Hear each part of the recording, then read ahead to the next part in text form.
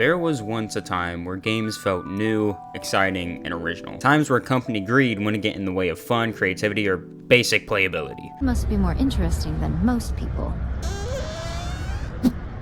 This is known as the golden era of video games. AAA titles we know today ran this market, most starting as indie studios and growing into the behemoths we know today. But times are changing, what I like to call as the great video game reset, and people don't seem to realize that just yet. What's up everybody, Ghostman Gaming here, and today I'm here with the topic that most people don't really think about. Everybody knows AAA games suck now, and indie games are just better, but people don't think about the aftermath. Gaming hasn't been around for a long time, but it's gotten to the point to where it has to reset. Just like empires and companies, the big ones fall, no matter how powerful, and allows new smaller ones to take the mantle, learning from their mistakes and making everything better. This is what's going to happen to gaming. And if that doesn't make sense, then let me explain. AAA titles have a strangely diverse array of teams and moral standpoints now, despite what it's typically shown. There are three categories of AAA studios based on a few things. One, if they listen to the community. Two, if they have good games and creativity.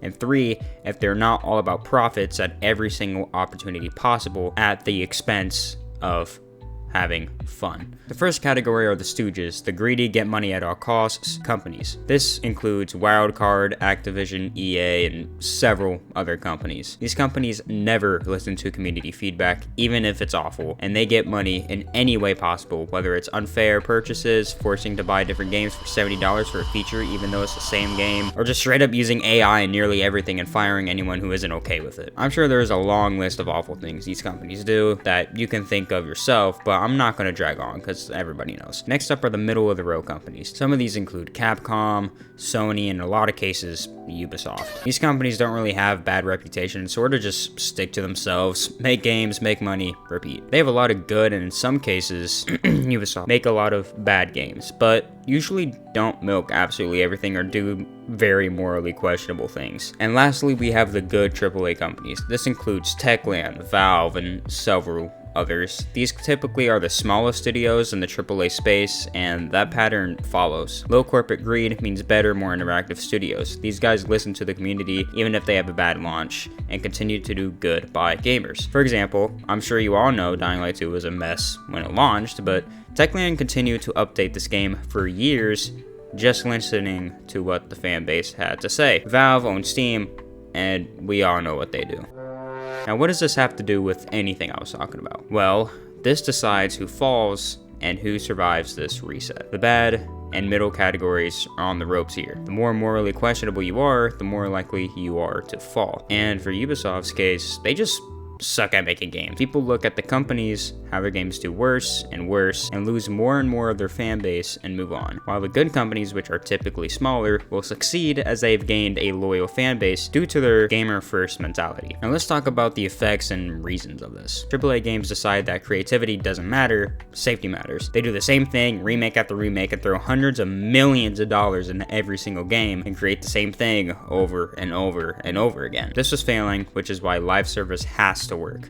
But even that's beginning to fail. People are tired of endless battle pass subscriptions for every single thing, especially when the game turns off live service after 2 years. The problem with throwing hundreds of millions at every single game is that one failure can completely destroy a studio, which is why they play it safe, which is why their games aren't fun anymore. They have to compensate by making dozens of games in a short time span, which hurts the games themselves and the devs. The developers are what's really important here. The good devs, the ones who made the golden era happen, are gone from these companies, but not gone from gaming. Indie games are not small anymore. Indie just means not AAA. These games have deep mechanics, lore, a story, and a loving team to actually back it up. They are more fun, and it's obvious as to why. These games don't have corporate overlords forcing them to produce generic money-sucking games like a factory in the 1800s. They are free to design whatever they want, not wanting photorealistic graphics that do nothing for the game. They have a smaller team, meaning better communication and easier direction and vision, and have direct interactions with the community. And these exact studios are founded and ran by the former devs of these AAA companies. Many indie studios are made from the ex-devs of the golden era games, like COD, Telltale, Obsidian, and dozens more. They got tired of the corporate setbacks, boundaries, and decided to make their own companies. Companies like Archetype Entertainment, Ad Hoc Studios, and so much more who are currently or have already made popular games that people love. But let's take a breather real quick, okay?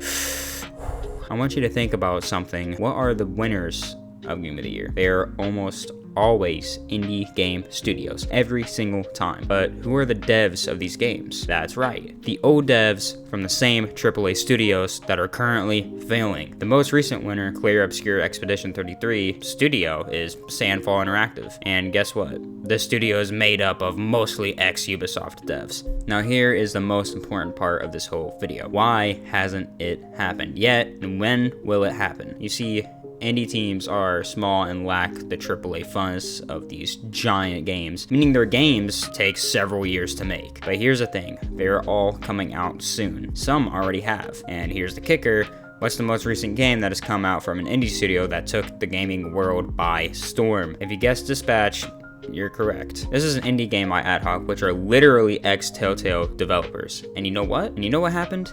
Millions of copies sold, people begging for a second season, and we literally have the Telltale Games genre back on the market now because of these indie devs, and it's just getting started. If you look into all these indie dev productions, you could see what games they are currently making, and it's gonna be big. Now I do have to make a few exclaimers here. This may not be as big or drastic as I'm making it out to be. It's going to be a slow, over time change, but a change nonetheless. But here are a few things that actually might happen that could change what I'm saying right now, which is, one, these AAA studios somehow manage to make good games again, which I highly doubt. Two, AAA studios decide to buy all the indie studios to get their money. Not likely either, as the indie devs don't want to be bought and aren't typically seen as worth it by these giant creatures. And three, juggernauts like Microsoft catch wind of this and decide to absorb it instead of just letting it bring down their tiny little companies, meaning they either slow or completely stop this reset process. But to be honest,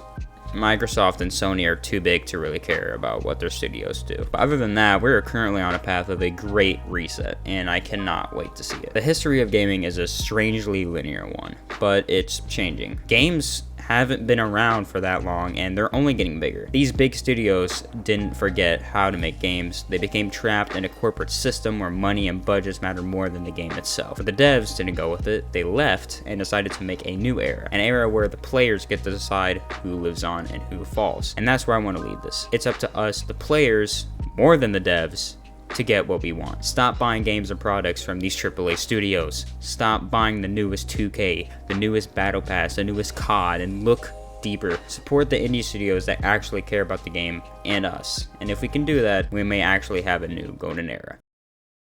Thank you guys so much for watching this video, and I hope you enjoyed. I've never made an essay video like this before, so tell me what you think in the comments below. It's taken me hours of research, script writing, and thought alone to get this out, but I'm proud of it. If I made any mistakes or you would like to add on, then comment below. Have a great rest of your day, and I'll see you guys in the next video. Bye bye!